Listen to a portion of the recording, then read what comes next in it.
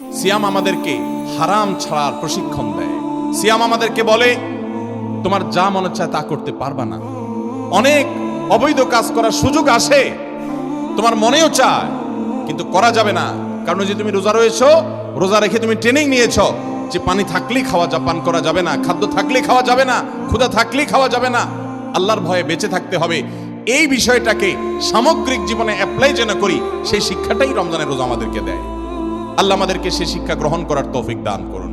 ভাইরা আমার, রোজাকে যদি আপনি এক কথায় বুঝতে চান, এক কথায় যদি বলি রোজা কি, তাহলে আপনি বলতে পারেন রোজা বলা হয় সবরের নাম। রোজা কিসের নাম ভাই? সবরের নাম। ওই যে ক্ষুধা আছে, খাবারও আছে, তৃষ্ণা আছে, পানিও আছে, তারপরও খাচ্ছেন না, এর নাম সবর।